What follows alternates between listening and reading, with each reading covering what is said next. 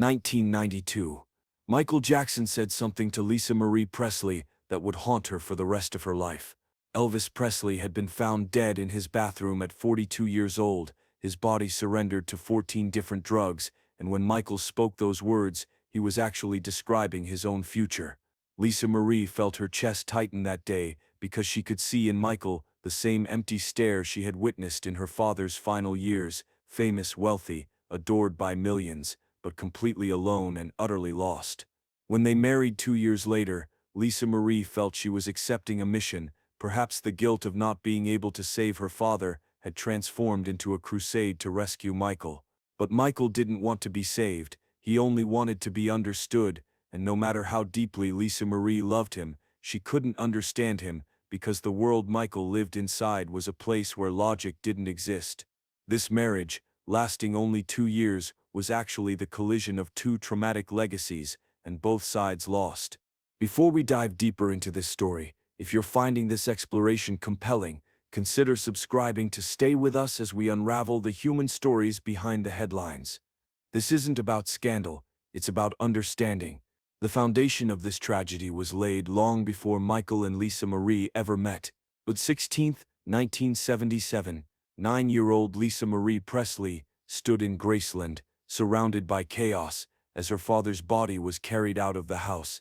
Elvis Presley, the man who had revolutionized music, who had made teenage girls scream and parents worry, was gone, and the official cause of death was cardiac arrhythmia, but everyone knew the real killer was the pharmacy that had taken over his life. Marie had watched her father deteriorate, seen the slurred speech, the unexplained falls, the nights when he couldn't remember conversations from hours before. She had witnessed Dr. George Nicopolis, known as Dr. Nick, coming and going with bags full of prescriptions, and she had been too young to understand that what was happening was called enabling. In the months before Elvis died, he had been prescribed over 10,000 doses of sedatives, amphetamines, and narcotics. Marie carried this knowledge into adulthood like a scar that never fully healed, and when she looked at Michael Jackson 15 years later, she saw the same script being written again. Michael Jackson in 1992 was still at the height of his power, or at least, that's what the world saw. The Dangerous album had sold millions. The world tour was breaking records, and his performances remained flawless. Each moonwalk executed with mathematical precision, each vocal run hitting notes that seemed impossible. But behind the curtain, something was unraveling.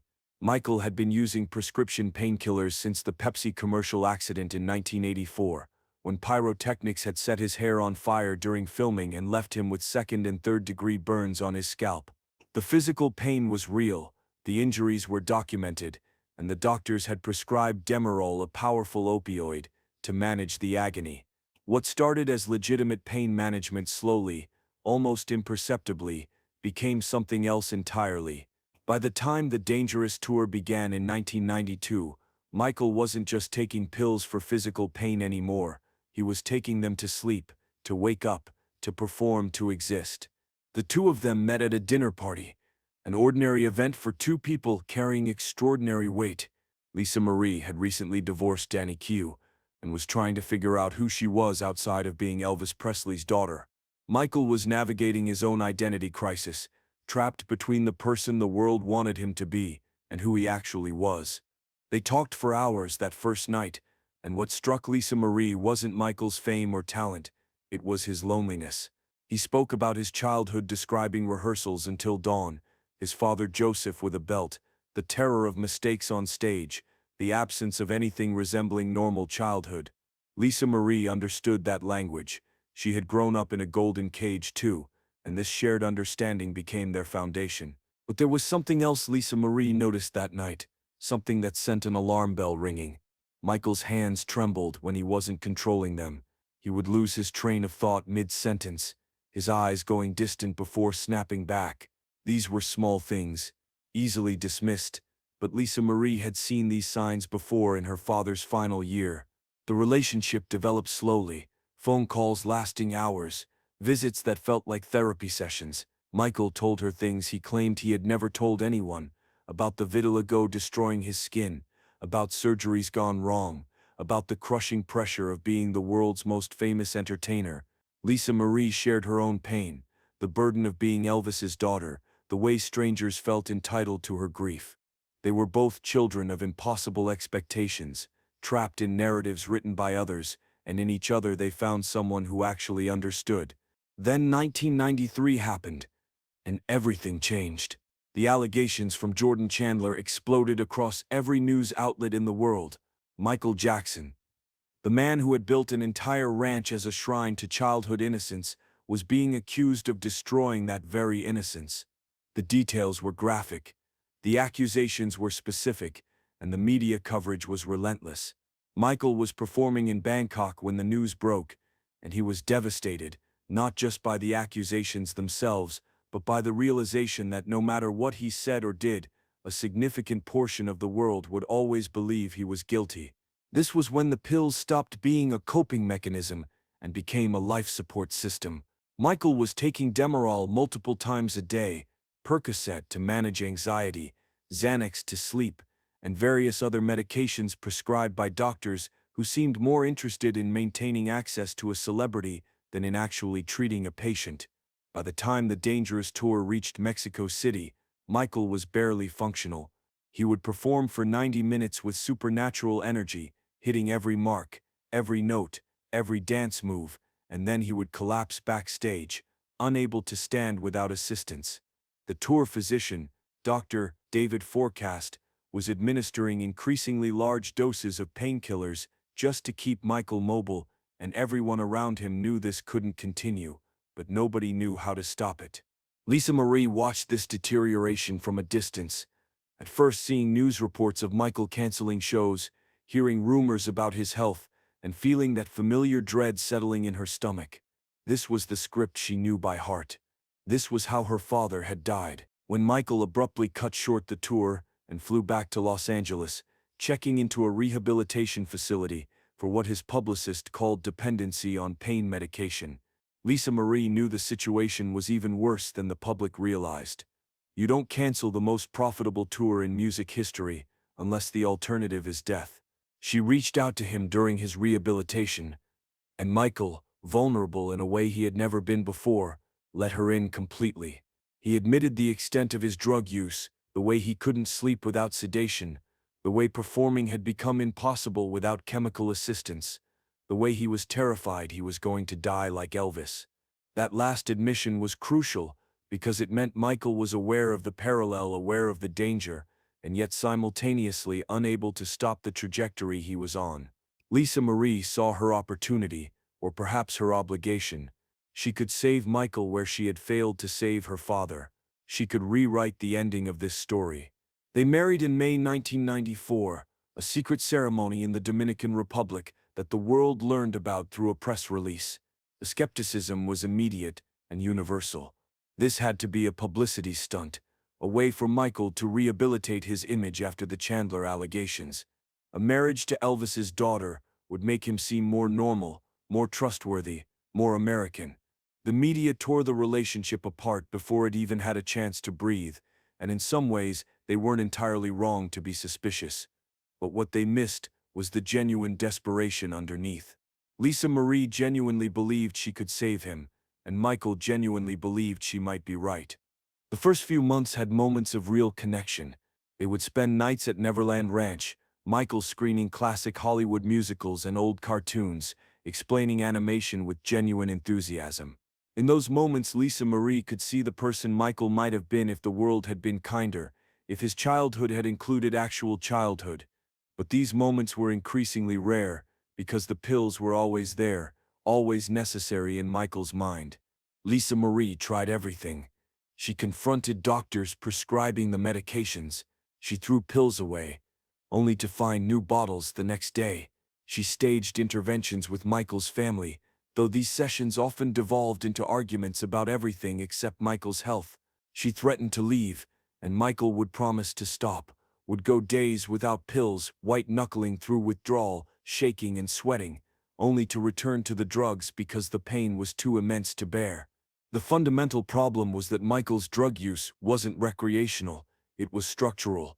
His entire life had been built on an impossible foundation, Be perfect, be available, be superhuman, be anything except human. The pills allowed him to maintain that illusion, to push through exhaustion, to numb the emotional agony of constant scrutiny, to sleep when his mind wouldn't stop racing.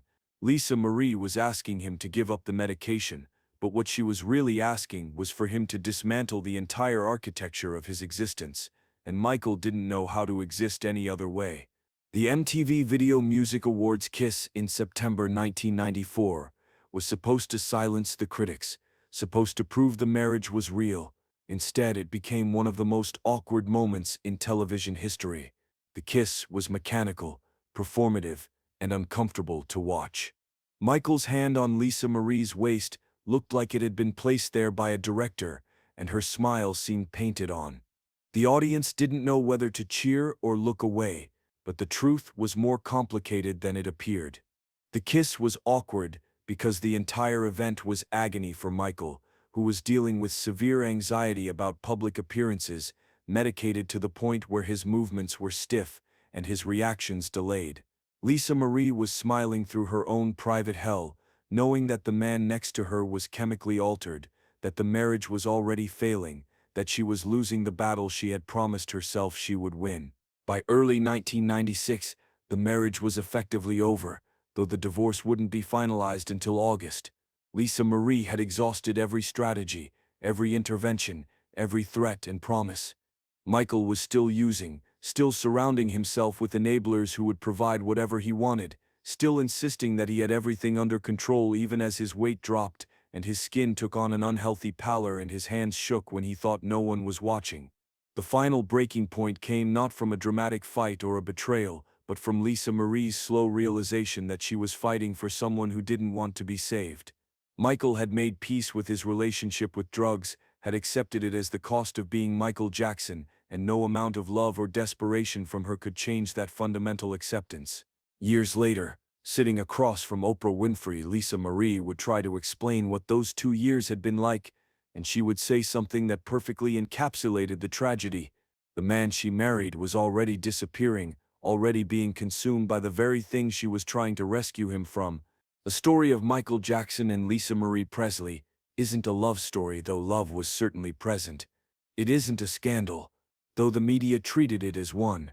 It's a tragedy about two people damaged by their extraordinary childhoods, trying to save each other from demons they didn't fully understand. Lisa Marie had watched her father die from prescription drug abuse, had lived with that trauma for 17 years, and when she saw the same pattern emerging in Michael, she believed she could intervene, could stop history from repeating itself. But addiction doesn't follow logical patterns, and salvation can't be imposed from the outside, no matter how pure the intention. Michael Jackson would live another 13 years after the divorce, and in those years the drug use would only intensify. The Demerol would give way to even stronger medications. The doctors would become more complicit, more willing to prescribe anything to maintain their access to fame. And ultimately, in June 2009, a doctor named Conrad Murray would administer propofol, a surgical anesthetic, to help Michael sleep, and Michael would never wake up. When Lisa Marie heard about his death, she wasn't surprised. She told friends later. She had known this ending was inevitable from the moment she met him, had seen it written in his trembling hands and distant eyes that first night in 1992.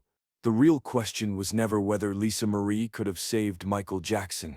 The real question is whether Michael Jackson wanted to be saved at all, or whether the pain of being fully conscious, fully present in his own life, was simply too much to bear. Sometimes rescue isn't possible, because the person drowning has decided that the surface is more terrifying than the depths. And that's the truth that haunted Lisa Marie Presley until her own death in 2023. She had tried everything, sacrificed 2 years of her life, exposed herself to public ridicule and private anguish, and it had made no difference at all. Michael was always going to follow the same path as her father, was always going to die too young with too many drugs in his system, was always going to be another casualty of fame and pain, and the doctors willing to facilitate both. The marriage didn't save him. Nothing could have saved him, because salvation requires the person to believe they're worth saving, and Michael Jackson, for all his talent and fame and worldwide adoration, never quite believed that about himself.